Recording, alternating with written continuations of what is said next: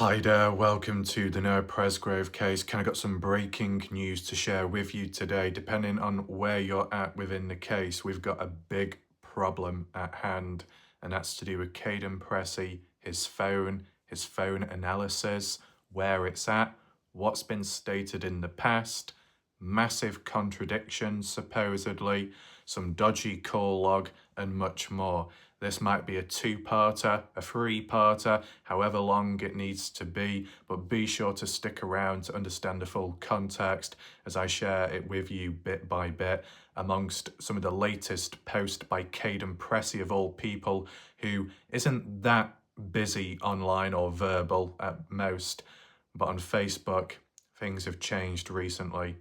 Maybe it was a catalyst by Beth Carr, what was suggested there, but Kaden Pressy has spoken out in regard to money being raised or being able to get a hold of a new phone and phones being exchanged and passed about amongst the general public, but not the police. What is going on? I'm going to try and explain it to you today. I've got the screenshots. Just make sure to listen in. Share your thoughts if you're currently in the live Premier welcome, the live chat box on the right. If you just want to share your thoughts and questions watching on catch up, let me know down below under the video in the comment section. You'll find a pinned message by me with the PayPal link if you do want to support this channel.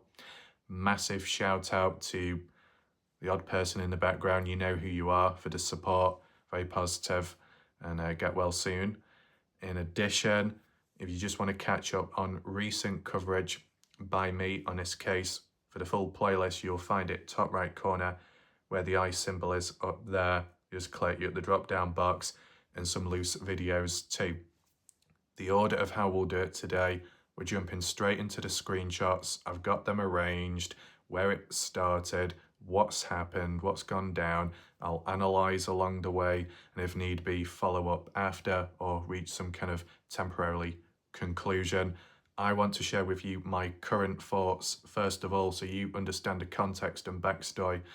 For some time now, I was led under the impression that Kaden Pressy's phone was handed into police and analysis done, and it proved that his timeline was correct, but it just wasn't being shown publicly or to Noah's family. But supposedly Caden's phone was never handed to the police in the first place. Whether the police truly wanted it or not, it just wasn't handed over. What the hell? And I'll tell you why my original thoughts were the way they were and why I've done my videos ever since. Is because whilst granted Kaden Pressy, in one or two of his police interviews, he had mentioned that he was, the partners in true crime from the police one, that he tried handing the phone over, he tried cooperating with police, but they just didn't seem that interested.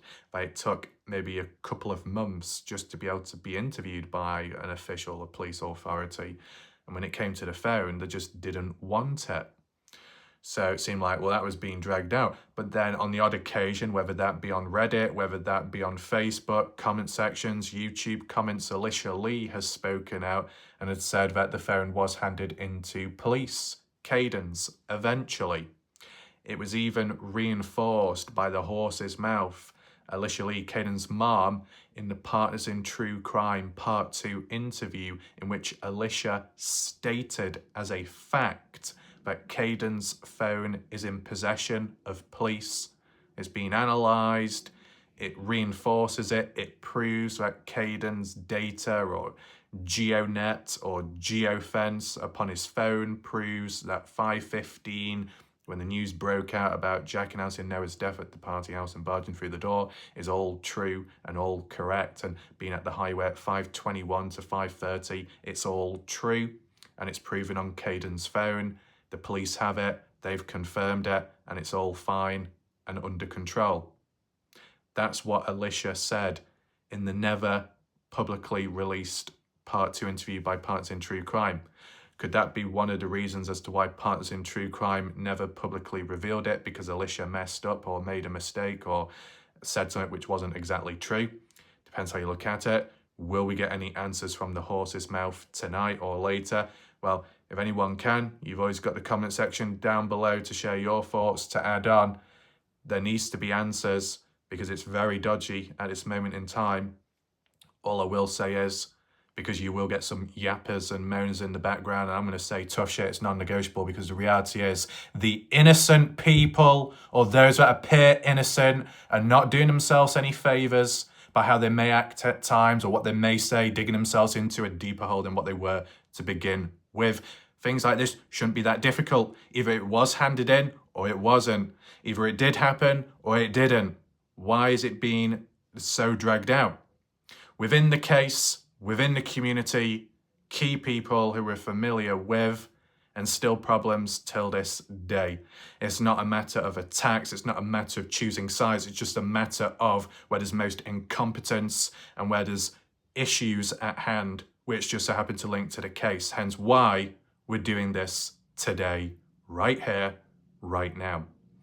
So for some time, I've been led astray based off what Alicia has said and some other people on and off.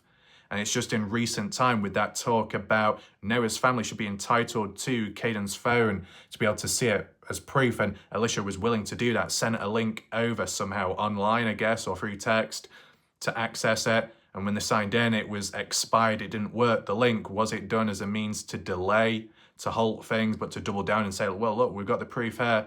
You're so close to it, but you can't quite look, you can't quite touch, but we'll sort that out later. A stall tactic, who knows?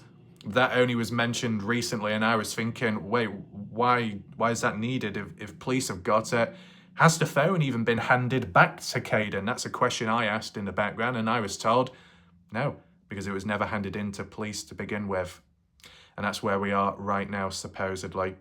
So join me as we take a look at the recent screenshots from maybe the Army page or elsewhere on Facebook, and see what's gone down amidst Caden's response to. Well, here we are. This is a particular comment in question by Beth Carr, and there is one by Alicia, which is recent too, but I don't know if it's a part of any of these threads or not, but we can read it out in just a second, because anything new by memorable names and faces within the case, it needs to be acknowledged. Beth Carr suggested, what if we get a fundraiser together? Oh, another one. To get you a new phone, if you hand your phone over to an FBI agent. Just a thought, Kaden Pressy. I just don't trust anyone in your town, sad to say. Wait, what's that got to do with Caden's phone? Don't trust anyone in Caden's town, as in for Caden to hand it over to anyone in that town, including police? Is that what you mean? Or you just feel that Caden's phone is so precious that anyone in that town could try stealing it and destroying it to get rid of evidence, so then Caden can't defend himself? I think Caden, to an extent, should be able to handle himself and knows the right steps, right? He's made it this far within the case, but what about those around him? Has there been a level of function or dysfunction? A fundraiser, I guess, to get Caden a new phone whilst his current one's handed in to authority. Caden would still need a phone. To be honest, you know, you get fundraisers, you can understand the cause, the meaning behind it and the care. You get quite a lot more so nowadays in different cases for different reasons. Would this actually go through? Who knows? But Caden did respond back here, or to some extent it kind of links with the theme. But before we do go further, let's at least acknowledge what we sniffed at just then was by Alicia Lee, and hopefully you can see it on screen. If not, I'll try and zoom in. She says, because when my son Kaden Pressy followed his friend to the highway, Noah had shorts on. Unlike what was told in the media, Noah was not naked when Caden saw him. Silence is murder. It's interesting. I mean, from the different viewpoints of people within the case, you know, you see it from Robin Smith that said, oh, it's cold-blooded murder, cold-blooded killing, and then later saying, no, it couldn't have been. The friends couldn't have been responsible. They don't think it was cold-blooded murder. Maybe it was something else. As for Alicia, her viewpoints on the actual cause of death, the meaning, reasoning behind it, not seen so much until now. So that's kind of interesting. It stands out where people stand tall, firm on their beliefs within the case. Has Alicia always believed it's murder? I wonder. I think it's more so the deciding factor of the supposed silence, but from whom exactly? other party goers who are not willing to publicly communicate or share stuff online, but because Caden is and no one else is, with the exception of Jack, well then it must mean it's murder. I wonder how the reasoning goes there. But just to fill in any blanks, if anyone is confused, where it says my son followed his friend, that would mean Jack Newton, because Kaden Pressy was best friends with Jack Newton at the time, and following to the highway based off Caden's timeline of 5:15 when Jack burst through the door to announce the news and then shortly leaves again to go back to the highway because he does not want to leave his best friend Noah alone on the highway by himself or with any strangers, as Caden follows behind. That's what it means. For Alicia to say Noah had shorts on, she was not there, but she's just basically talking on behalf of Kaden Pressy what Caden has said and in the interviews, which is consistent, I guess. As for the shorts, black ones specifically, but there was also white shorts found in the middle of the highway. But if that, tampering video and evidence does exist, that could tie in there. But to say unlike what was told in the media, what was told in the media will be based on official reports, documentation, the ME report, when the police were there, what they saw. See, a handful of people of what they saw afterwards is true. But in fairness, you can put the argument across and say those that were there possibly earlier, like Kaden Pressy, they saw a different side to the story visually. And in between the two, something else happened. Okay? I mean, as for people watching right now, what's your reaction to Alicia saying silence is murder? So does that mean, in what way silence? Public silence? Silence in not communicating with Noah's family? I would understand that part and aspect. If it was just in general and vague how it was put, what? So anyone that could be a person of interest or a witness or may not know that much based off how they've cooperated and collaborated with others and details within the case, in the background with the right people, the authorities doing it the formal process, and if having attorneys and being advised not to say too much, not to speak out, to remain quiet, to protect yourself, to protect the integrity of the case, that means it must be murder then? Interesting. I mean, other people have said it's murder and foul play, but Alicia's being quite specific that because people aren't talking openly, then it must be murder. People have got something to hide, as if they're responsible or know who is. But in terms of the phone situation, this is kind of separate. With Kaden Pressy's response in recent time, and this is on Noah Presgrove's Army page 31 minutes ago, as in earlier on this morning. And I believe this is a public, well, not quite public, it's a private page, Army, but it is a post by Caden. And he says, what I don't understand is that why my phone is wanted so badly now. If the police didn't want my phone, why do you? If someone buys me another phone, they can have this one all along with all the data on it all, my pictures and everything else. Hold on, wait a minute. Depending how you interpret this, this is a really bad look on Kaden Pressy. And I'm not meaning that as an attack, I'm just meaning it as an observation. In order to protect yourself online, how it's worded here and how you interpret it, it really isn't a good look. And we'll break it down bit by bit so I can explain to you what I mean in regards to it. To say, I don't understand why my phone is wanted so badly now if police didn't want it. As in, well, if the police didn't want it, then it can't be of that much interest. So why are the general public so bothered? What more can the general public get out of this more than the police? And in regard to buying another phone, I don't know if it's guaranteed, but maybe Beth's comment is from Caden's post, because it does link about buying a phone for Caden. Caden wants someone to buy him a phone, and then he's willing to hand it over, the original, to anyone. What, like a bidding war? So I've got a cut in right now to share with you my live reaction and response raw to that, and additionally as to why it's a bad take, because surely after all these months of either Kaden Pressy or Alicia and some supporters constantly protesting with confidence that his timeline is correct to 5:15, that his phone data records prove it, and that's all that matters. We've got the hard evidence. It's all true. It's all good. It's all fine. Well, if it's that good, if it's that confident, if some kind of phone analysis has been done, but then at the same time the police don't have it, then who did do the phone analysis then? Did it even happen?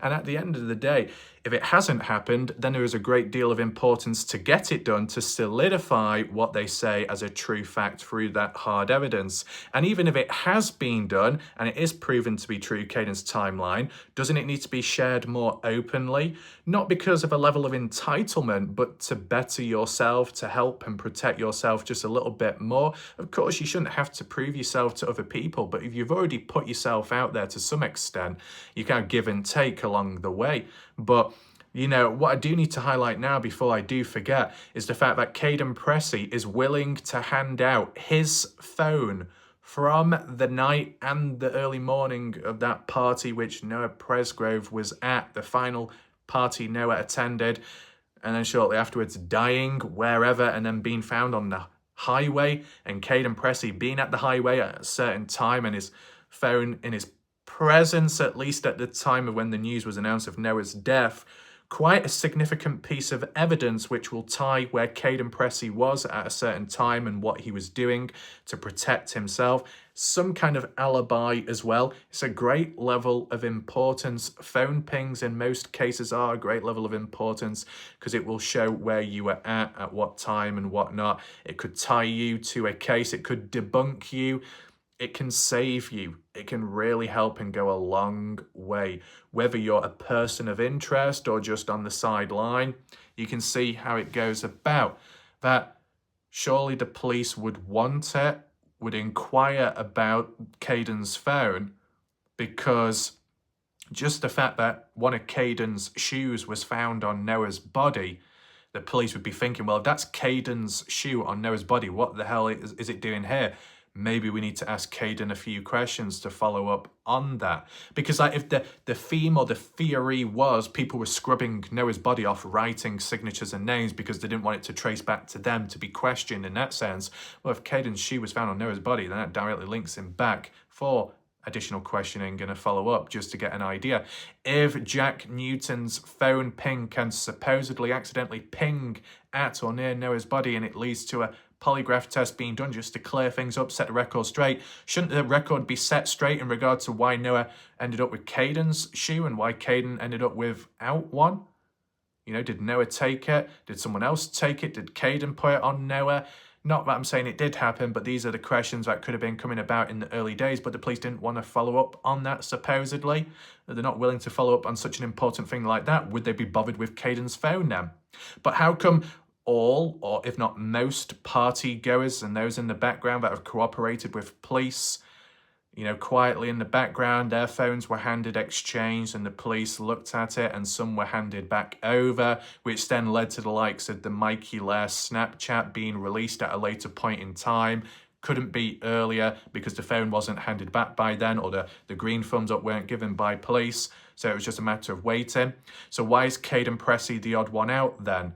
And whilst, yes, that can highlight and link back to Caden's point right now in his Facebook post about, you know, if the police don't want it, why does the general public need it then? There's nothing to see. Yeah, it's got photos on. Yeah, it's got videos on from the party. Oh, and the data as well. The same data which one has been talking about all this time, or at least Alicia has, by saying it's true, it proves the point, it's real, it's all confident, all done, all dusted. But by the way, there's not much to it. It's not that important. You know, police don't want it. You can have it. But by the way, this is really important because it proves my point that the timeline's correct. But by the way, it's not that important. There's not much to see.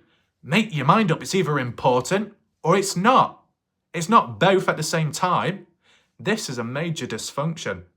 And furthermore, the main dysfunction is Kaden Pressy is wording it as his phone was never handed in, or at least the police never took Caden's phone, even when Caden tried handing it in.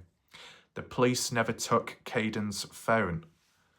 So can you explain to me why in Partners in True Crime Part 2 interview specifically, why Alicia Pressy, also known as Alicia Lee, Caden's mum, specifically states as a fact that the police do have Caden's phone, has analysed or, looked into it, and it is proven and correct to be true in regard to Caden's original timeline, even when a lot of people say he's wrong and he's made mistakes, that it is correct.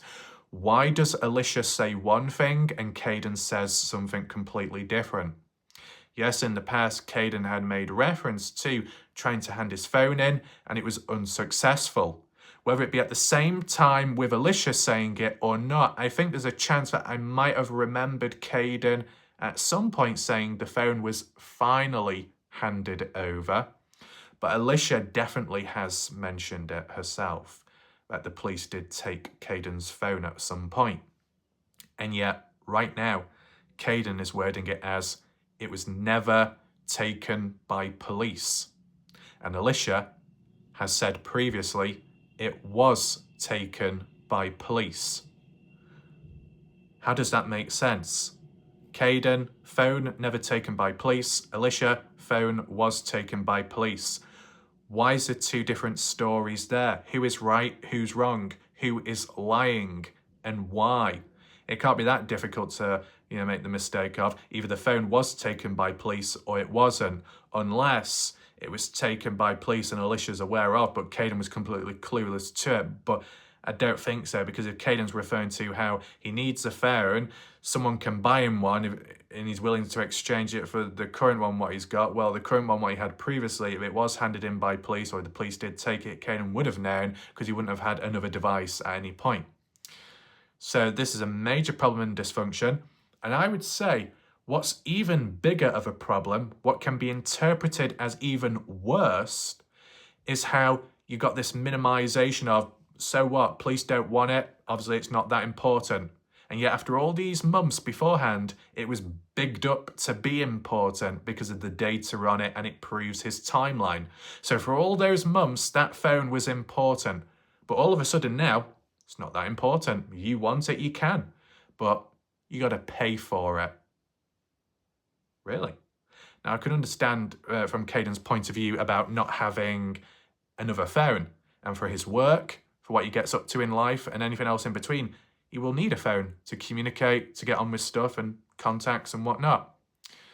Not that there's a level of entitlement here, but, it sounds awkward saying it, but wouldn't one of Caden's family members may try and help him out in terms of getting another phone? Because, if Caden's family has helped him through this and that and the attorneys, and Caden doesn't even know the name of his own attorney, but the families have handled it, the parents, they might be able to handle giving Caden another phone, a temporary phone, a cheaper phone in the meantime, whilst getting on with stuff. But then you could understand maybe the parents would be thinking, no, Caden, you shouldn't be handing your phone over, it's important. Or you just shouldn't be because no one else deserves to have it. But with Caden's post, we've not even got to the worst part yet, but we will now. With what we've just looked at in recent time about the talk, at least online, by members of the general public, because that's how I saw it. I'm giving you the source from my experience and encounter. That supposedly Alicia was supposed to send over a link to Noah's family, victim's family, to access Caden's phone data analysis so they can see it for themselves to see whether it's true or false in regard to Caden's original timeline of 5:15 onwards. Sounds simple, but it supposedly didn't work out. The link was expired. So what happens from there on then? Do you actually need the physical phone, or can you just send over a digital copy to someone or someone else? If the phone was handed over to the general public, as dodgy as that sounds, like a bidding war, then what does the family have, the victim's family? This is what I'm seeing as a little bit concerning, that Kaden Pressy is willing to hand over to some people important evidence tied back to the party which Noah attended, the party, before he died. Kaden Pressy is willing to hand over important evidence for a price.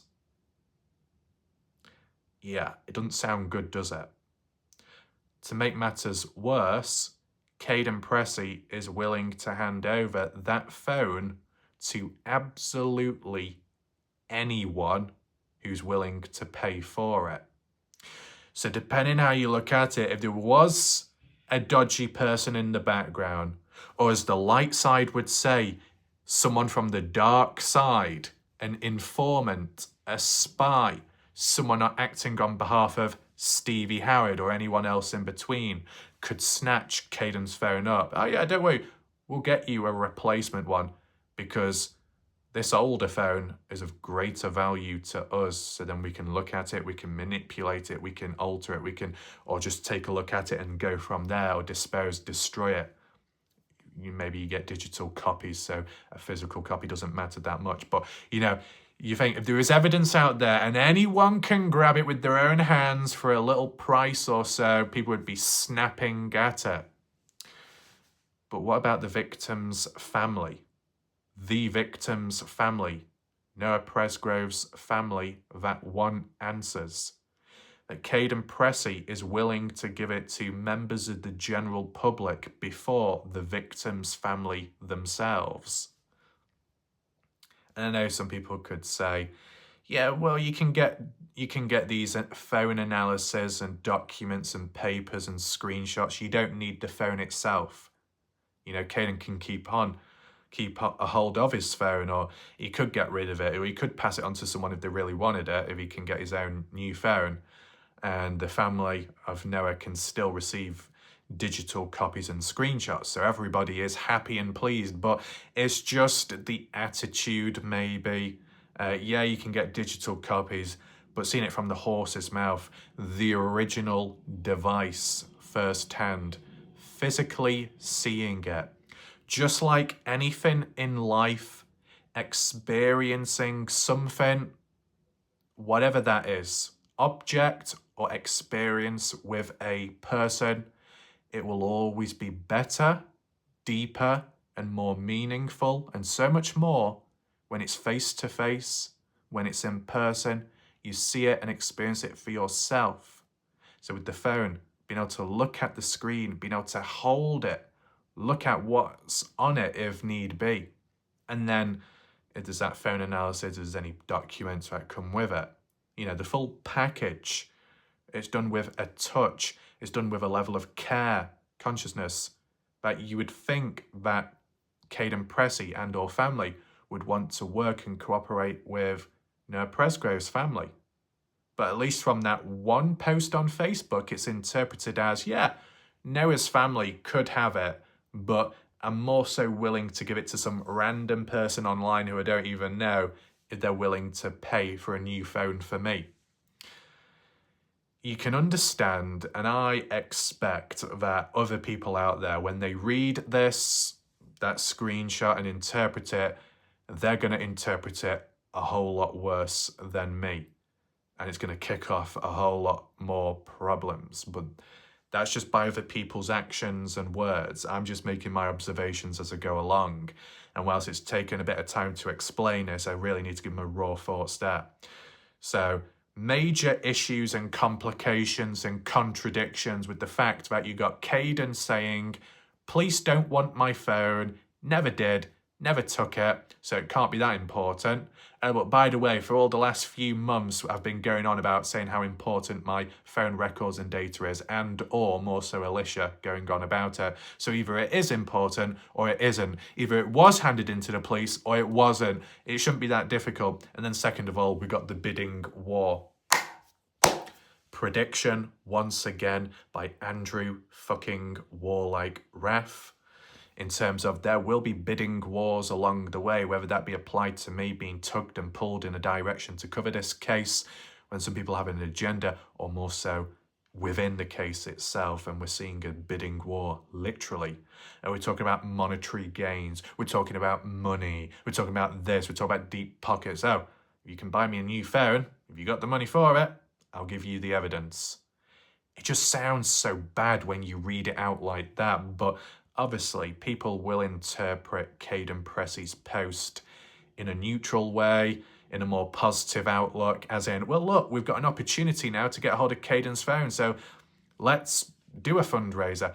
But to be honest, Beth Carr's comment was more so directed and aimed to, well, if the police don't want it, then maybe the FBI will. And in the meantime, let's do a fundraiser so you, Caden, can have another phone, and then you can hand in your original to the FBI, who may be of more use. But can the FBI step in or do anything like that when still to this day they're on the sideline waiting for a thumbs up to assist? They're not even assisting yet, at least to the last thing what I heard of in the past. Where we are with that now, who knows? But up to now in this video, just be sure to drop a comment in the chat or wherever to let me know your thoughts up to now. Hopefully you find the video interesting. There is still more to come because we've got like the reactions and responses by people in the comment section of Caden's post. Let's see if anyone's thoughts align with what I've just said. First of all, we got Jan Fiorillo with a long paragraph and comment, so you know shit's about to get real. I'll zoom in just a little bit, just so you can read it. See, the last comment Jan Fiorillo made about phones and pings or times was quite important, so we'll see if it continues with the same flow here. Jan says, Kaden Pressy, the fact that you made this post and or that you regularly comment on social media proves you are either ignoring the advice of legal counsel or you no longer have representation. Either way is concerning. And in a way, I do get that. Kaden Pressy may not know the name of his attorney, but his parents are handling it at the time, whether that still applies till this day. You look at everybody else in the case, and most people are pretty much quiet with the exception of Jack Newton at one point. Well, if the other partygoers have lawyered up, have attorneys, and they're advised to keep quiet on the public surface level, well, then the same should apply to Caden, unless Caden's attorney is different and they're like, you know what, no, you can talk online. See, Kaden Pressy was the one in that very first call with Anthony Linares after being advised by Justin Roy to speak out to Anthony and Anthony to speak out to Caden, meeting each other for the first time, somewhat confused. And you know, Caden did mention in that call that he will only talk to people that need to know, not those that want to know. As in, those that need to know would be the authorities, police, and anyone else of that role. The ones that want to know would be the mindless gossipers and the random people online.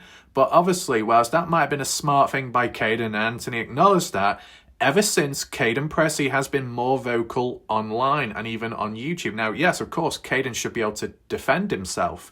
But if there's a level of what you can and can't say and levels of activity online, it seems to be becoming a little bit more active now. So does that mean there's no lawyer anymore? There's more leniency now? Or like what Jan says, just not following orders? Because it can be detrimental to oneself or the case.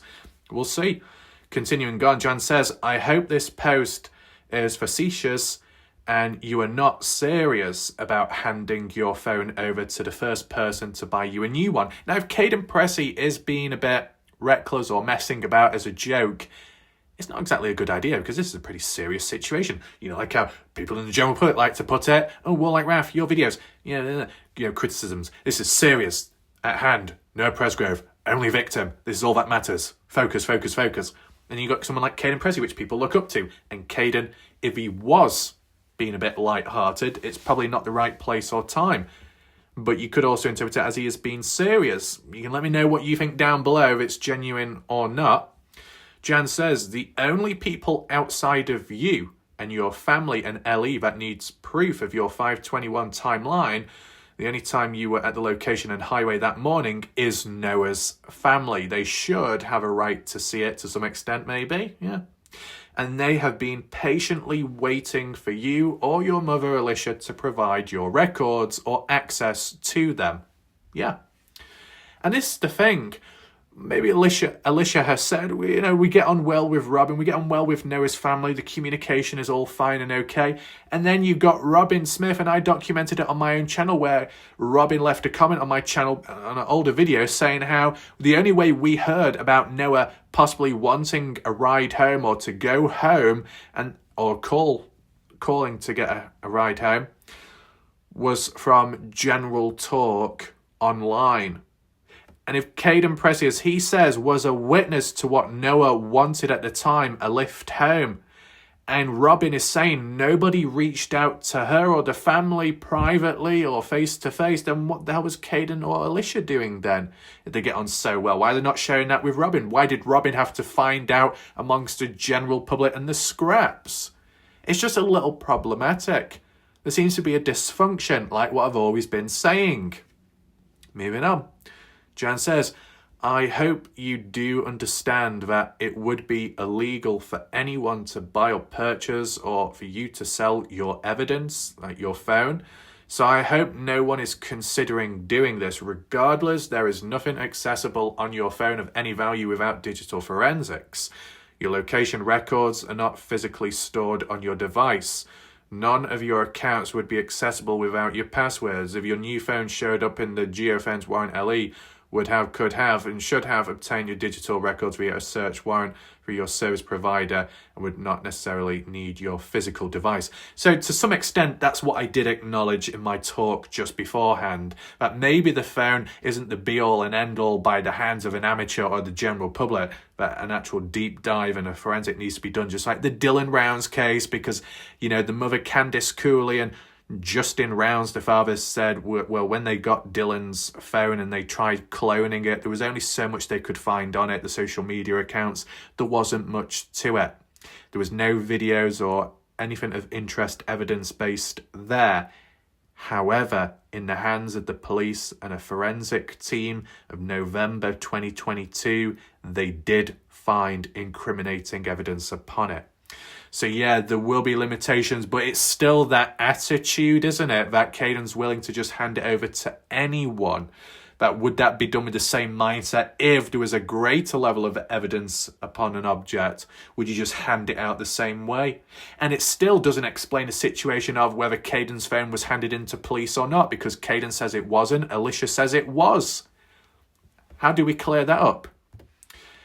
That's not just it. We move on to the next one. Okay. Need your physical evidence. Jan says, I offered to pay for the cost for you to have a digital forensics done on your phone to prove you woke your phone at 5:15 and that no images, videos, snap messages, etc. had been deleted or altered. Your attorney should have acquired no-cost, low-cost location records needed to prove your timeline of where and when you are during the hours in question. Now, just to the top of my memory, I'm sure in recent time, and it might be to do with something else, but Alicia did call out Pam and Jan to do with not being able to defend herself or her son, being blocked to some extent. And I think something to do with Alicia saying Jan has never offered to pay for anything. But Jan here saying, I offered to pay the cost for you, Caden, to have a digital forensics done. That implies it needed to be done like third party, because through the means and channeling of police, they weren't willing to take the phone in the first place. So other steps were necessary. But if Jan is saying, I offered you, is Caden aware? Was Caden approached by Jan somehow? Is there any truth to that? I wonder. What else do we have here? Jan, I don't understand how you don't understand how valuable your phone's location records are if they prove you are on scene only once at 5:21, or how important your testimony is if that is true, and if true, how important it is for you to stop commenting on social media. If you want to be a big help, please get the link to your records. Contact one of Noah's family members. Give them the answers they deserve.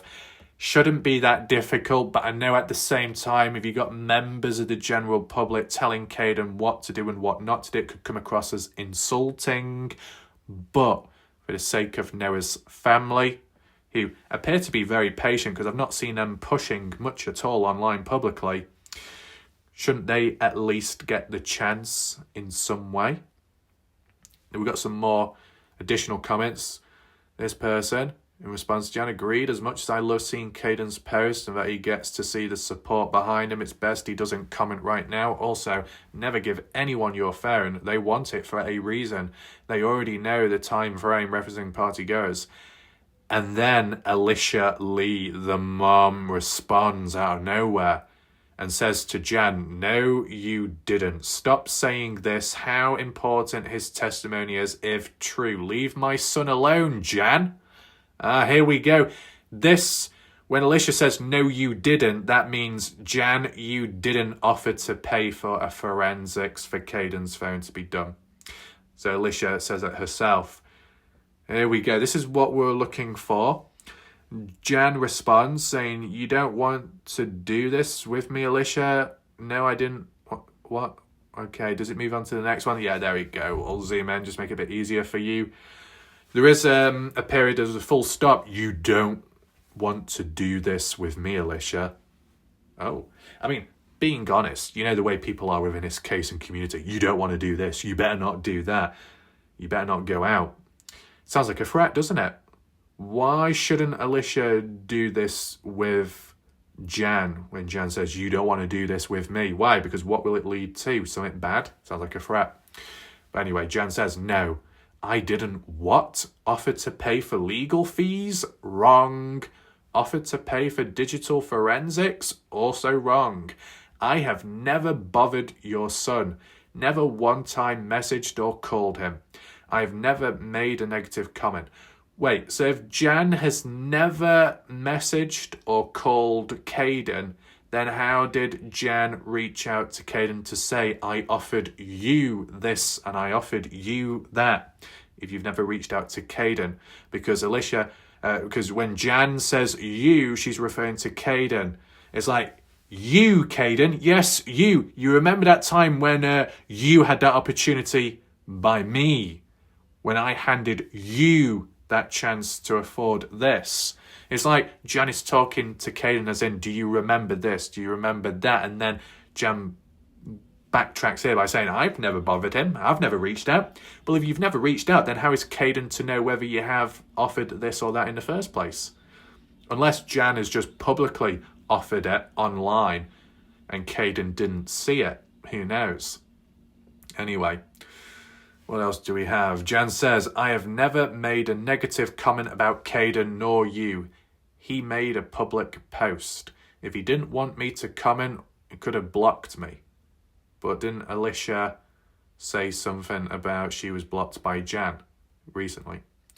Jan says, I offered him some solid advice. How do you offer Caden solid advice when you said earlier on that you've never called or texted him?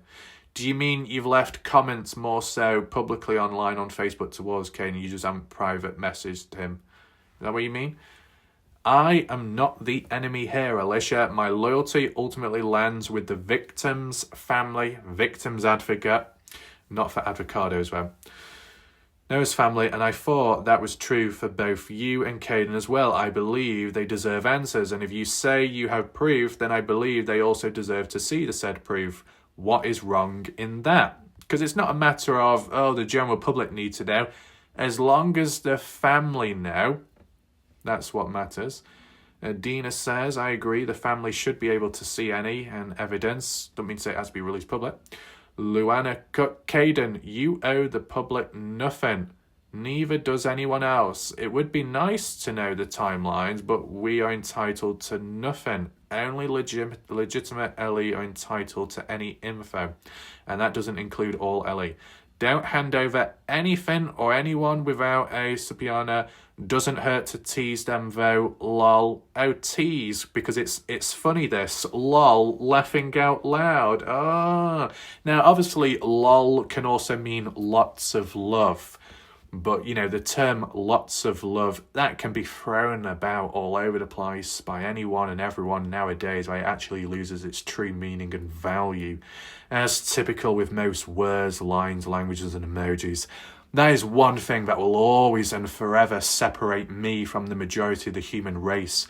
I actually pick my words and pick my lines with the right person, and then everywhere else I just use standard language because it actually means something to me, and I actually have the right place, the right time, the appropriate nature, but other humans do not, do they?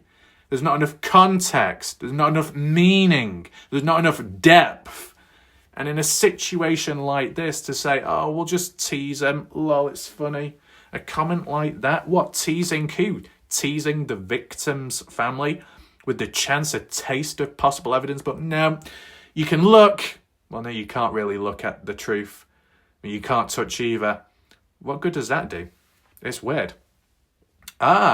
Even Jan is actually on the same wavelength as me. What's going on here? She says, I'm a bit confused by that last sentence. Who would Caden be teasing? Ellie knows Caden's timeline. But does Ellie really know Caden's timeline? Because Caden says police never had his phone. To be able to do that, I guess, digital analysis, forensics, the phone pings, the time stamps and pings of that. So how else would they know? And then Alicia saying, well, the police did have it. What the hell's going on? Anyway, Jack Newton knows what time Caden's location records will show of when he and Caden were at the scene at the same time. So I'm assuming Carter Combs and her family friends and Jack Newton's family and close friends all know as well. So that would only leave Noah's family and the public at large that he would be teasing. Yeah, and that's a bit of a problem, isn't it? And I agree, it is none of the public at large's business. Yeah, but I disagree that Noah's family should be teased if his information is true or not. To the contrary, I think they deserve to know, as would any victim's family in his situation and 18 months later. So I agree with what Jen Fiorillo is saying here. Oh God, we've got another person stepping up with a very long paragraph. This time it's by Cindy Cox. Response to Jen, you're right. Family deserve answers, but it's not just a one-way street. Works both ways. Partygoers have showed no proof of theirs. This includes Jack Newton. Now, his timeline? Well, I find a little humour in that. He went to sleep supposedly 4 different times that night. He also said it was light outside that morning, but at 5:53 it is not light out. I know, as I don't live that far away from that town. Oh, okay, a bit of a local. He also stated his phone pinged in that area not far from where Noah was found. Oh, and there's the post where it was stated Carter Combs' phone pinged in area near place of where Noah was found. Yeah, there was that second phone ping, and I was wondering whose name it was. So, is it true? How true is it? Carter Combs' phone pinging in the area near where Noah was. Well, if that applied to Jack as well, but Jack had to follow through with a polygraph test to set the record straight, to clear things up and get an idea with police, then wasn't that the same with Carter, or did they not do a polygraph for her? Why for Jack but not for Carter? What's going on there? Boyfriend and girlfriend both around same time, side by side, were spotted driving erratically, which would be at around 5 in the morning when a random woman was going south down the highway towards Pastoral to that casino to work there at 5 in the morning or so. 15 minutes before, when Jack supposedly got back to the house to let people know what happened based off Caden's timeline. Interesting. But yet, Jack Newton says he was asleep. Can't be both. He can't get his bedtime correct. Why should anybody believe the hearsay from Jack? There's been no solid proof of knowledge that any of his times are correct.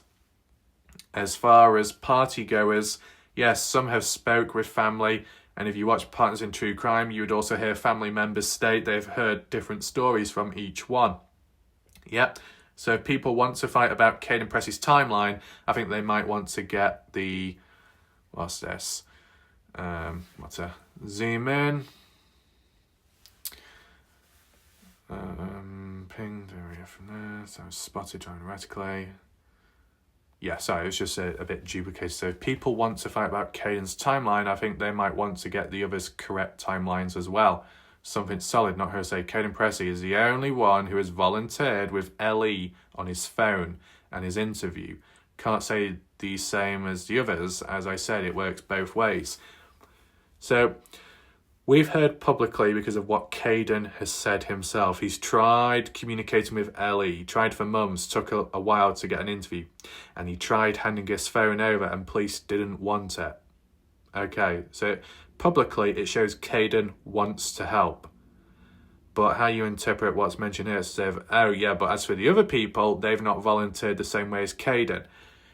Well, we don't know for certain. You know, family or friends on behalf of him have spoken online and said, you know, the girls did cooperate. Specifically, the girls, partygoers, did hand the phones over, did speak with police in the background, done the right things, all fine, handing the phones in. So they'll take the girls' phones and anyone else, but they won't take Caden's, the police. That is a bit odd, a bit unusual. But then Alicia says, Caden's own mom goes against Caden and says, well, it was handed in to the police. Let's not forget that. Let's not forget that, right? To say Caden's the only one that's volunteered, the only reason why he's saying that is because Kaden Pressy is the only one to publicly talk about it and make it a big deal, in fairness. To say, hey, look, I've done this and I've done that and I've tried. Yeah, that's good. That's good. Other people may have tried as well. Other partygoers have just not made a big public song and dance about it. They've just kept quiet, kept to themselves and not hid, but was in the shadows cooperating, supposedly. Hard to completely tell because we've not seen it ourselves. But it's easy to get some ideas about Caden because he puts himself out there more publicly. And when you put yourself out there more publicly, by default, it makes you look like a good person. By default, it makes you look more active than anybody else. So then there's a level of favoritism to an extent. Okay. What else do we have? Jan responds. Zooming in.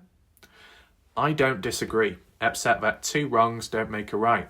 If you're assuming that Jack Newton and Carter Combs are not providing records proof to Noah's family because their records would incriminate them instead of absolve them, then what sense does it make for Caden to not provide the proof he claims to have to the victim's family? Proof that would help the victim's family, Noah's family, not only in their pursuit of justice, but also to provide them with some answers and assurances. Caden's proof is allegedly to put accountability on others, to prove others are lying, not to prove his own innocence or lack of involvement, right? Caden has never been considered a suspect, person of interest or accomplice that I'm aware of, unlike Jack Newton and Carter Combs. Wait. So Jack Newton and Carter Combs are either classified officially as a suspect or person of interest or accomplice. Is that what we're saying here, or are we just talking about the general view in the public, and that's all? Jen says, so why all the drama around providing Noah's family proof to back his statements? Why the defensiveness? Caden's statement can only be seriously considered if his records prove back up his statements. It would be a different scenario if Caden had not taken his phone with him to the scene, like Mikey Lair, Ryland Sweat, and Isaac Rojas didn't. Yeah, I mean, I'll be honest with you, I wasn't too sure if Caden took his phone with him to the highway. That if he did leave it behind, because that's what some were saying at some point, oh, Caden's phone didn't ping at the highway, so it must mean that he was never there. And I was saying how, well, he could have been there, but if he was in a rush and due to an emotional response, a traumatic event, you're not going to be collecting all the items in one. You're going to leave stuff behind. You're going to be in a rush. You're not thinking clear. You're going to be forgetful. You just want to get to where you need to be, right? But for Caden to list off times, 5:21, 5:30, you're only going to know the times of that as if you've got your phone with you or if you're asking the time among someone else nearby. And I don't think you'd be asking, sorry, what time is it before, once I get here? What time is it when I leave? You'd probably just be naturally checking your phone in between. But why would you be checking your phone? What would you be doing in that span of time? See, I know it sounds a bit silly, but Kaden Pressy must have had his phone, or more likely had his phone with him at the scene at 5:21 to be able to notice that time, and then when leaving to notice that time too. But in between of standing about and also observing the body and trying to get a towel to cover discreetly out of respect for Noah and not being able to, in between all of that, what was Caden doing with his phone? Did he look at his phone? Did he use it? Would he have done anything with it? I don't know. Just out of interest. Did we? Yeah, we've acknowledged everything here. It would be, and then we move on to this side. Create instead of absolve. What are the drama? It would be his word against others, but this is not the case allegedly. So we've got that.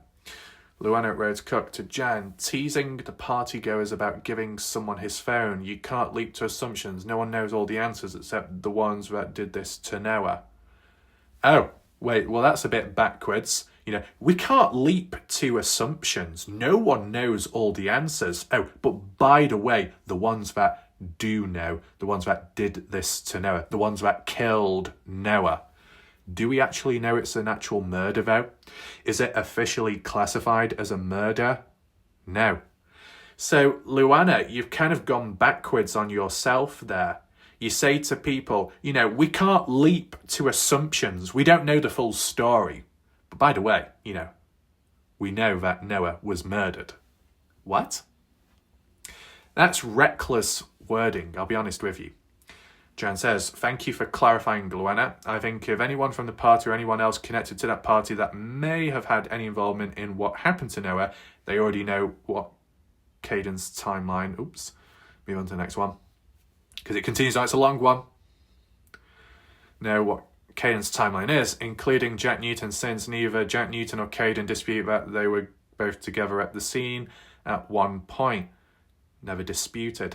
And this is what I mean. This is yet another key theme, what I've been saying in recent time, that you've got a handful of events which have been told and recounted for by different people who we've heard of, memorable names. And the descriptions roughly have been quite consistent and there's been a consensus. But the timings have not. So put aside the timings and just at least look for the common ground of descriptions of events. And I guess this is an example. However, there might be some conflict, friction in regard to how Caden said, well, I was told by a truck guy, some random member of the general public, who swore and ordered me and us to go back wherever we came from, the party house, and leave the scene. But then elsewhere, whether it be Jack saying it or people speaking on behalf and saying Jack did, I'll be honest with you, I don't know, I can't remember, about it was supposedly Jack telling Caden and the others to go back to the party house, to not be here, or something. So there's a bit of differences there, unfortunately. Anyway, Jan says, I believe Ellie knows Caden's locations and timelines, and allegedly Caden's records were sent to Ellie. And yes, the family will eventually learn what's what, even if it takes their own legal team to subpoena all records. I just don't get why Caden, of all the party attendants, has not given Noah's family this piece when it can be provided, supposedly. And if there's not much to it, as Caden says, then there shouldn't be too much harm. This assurance, this proof, or why they've made them wait for proof that Alicia claimed to have acquired 8 months ago. Wow. And I don't see how asking these questions or making these observations or sharing our thoughts about this somehow make one deserving of any hostility from Caden's mother or from anyone in these online communities. Much like I feel about questioning Ellie's methods, that doesn't make me not back. Okay. Questioning, yeah, doesn't make me back the blue or think Ellie is corrupt. It just makes me a critical thinker and interested in ensuring Noah and his family receive the due process our laws provide for our citizens. I reserve blind faith for my creator only. Your creator? What, God? And if something doesn't pass the sniff test, I look for why. Okay.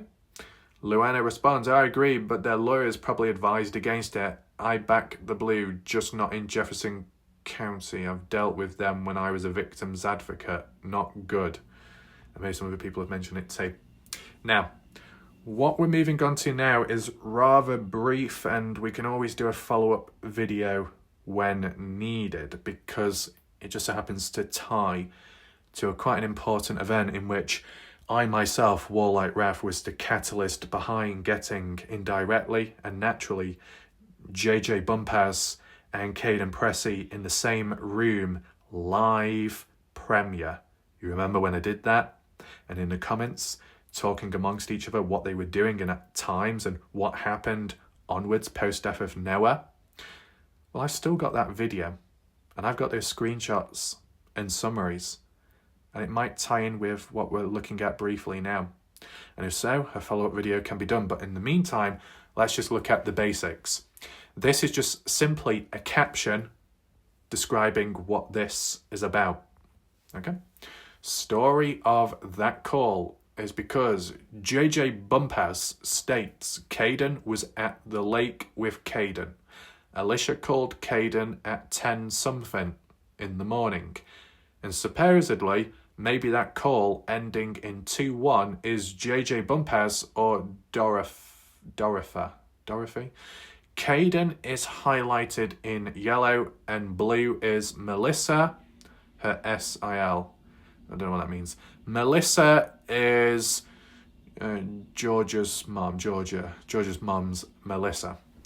Why would Alicia call Kaden Pressy 10 in the morning or something if they were all supposedly at home? Why not go to his bedroom? Yeah.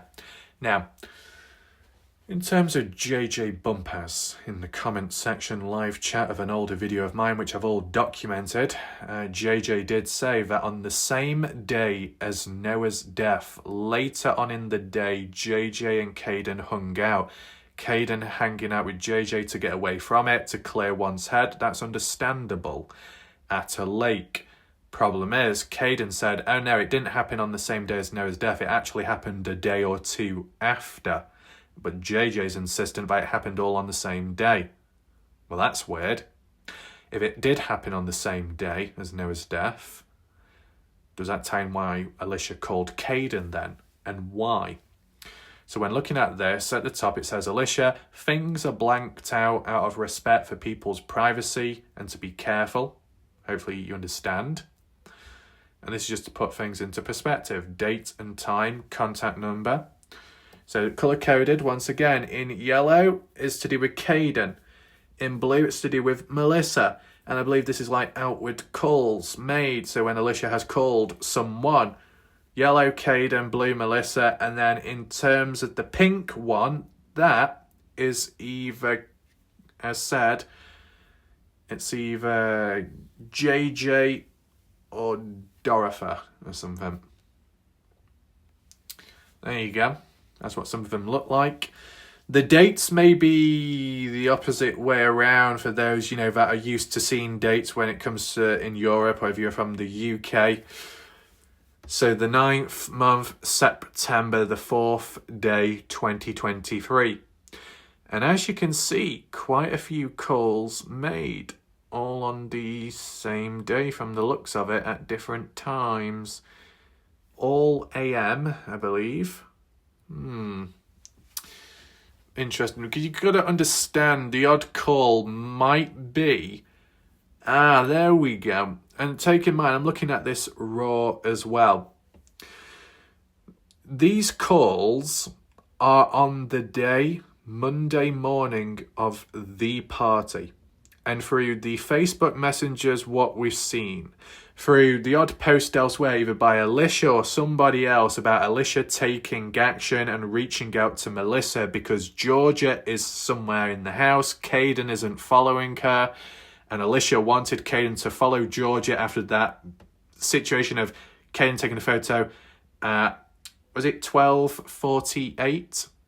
I think 12:48 a.m. Monday morning.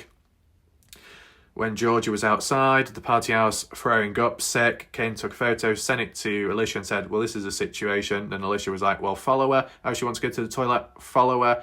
Don't let her out of your sight. Don't let anyone else take photos of her. Whatever that meant, that was a bit weird. Caden either fell asleep, rested, or just didn't follow orders. And the time at 1:42 in the morning, or kind of like close to that 1:42 in the morning of Monday, Alicia was like, Caden, why are you not with Georgia? That's it. And then basically that was the breaking point to calling Melissa and going on down there to the highway. And from there on, the call made to Melissa about action being taken, as in, right, your daughter, Melissa, your daughter Georgia is at the party. Action needs to be taken now. Call made at 1:51 a.m. in the morning. So that ties in roughly with what we've seen. And then after that, 2:42. Okay, it's 2:42. Sometimes I've called it 2:43. Apologies. I think some people may have rounded it up. So that's interesting. This should be a form of hard evidence to say that when we're looking at the discrepancies between, I guess, the calls from partners in true crime to the police interview of, was it 2:42? Was it 3 a.m. when Alicia called Caden and Caden was woken up when he was asleep at the party house to hear the news that Georgia was on the way back home?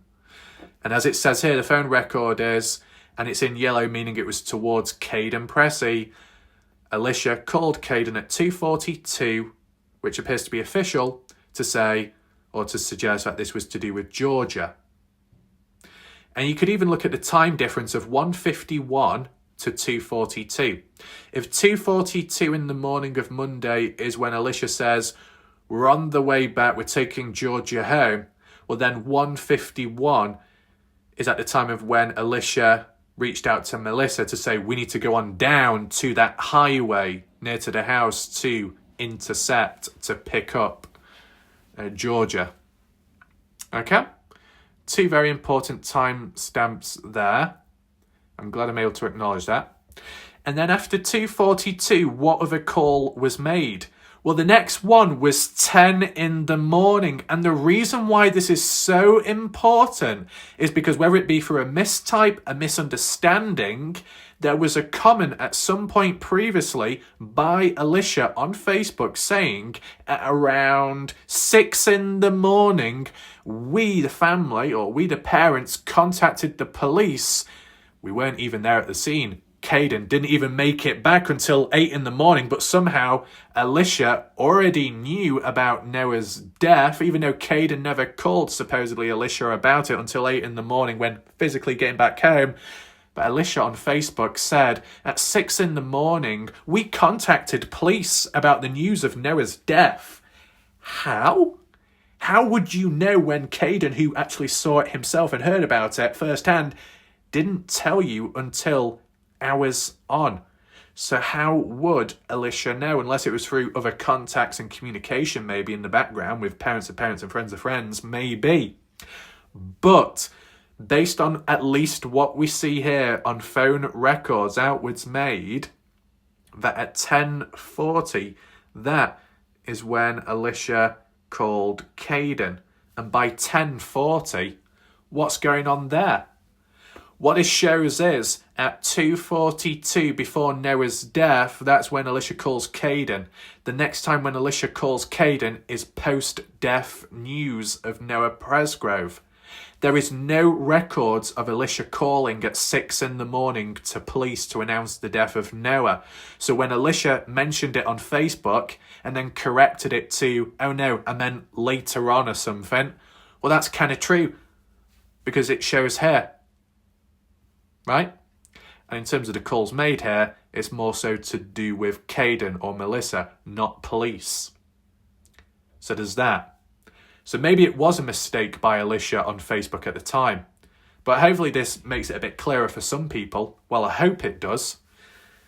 But why was Alicia calling Caden at 10:40 and then at 10:55? Well, no, not at 10:55, apologies.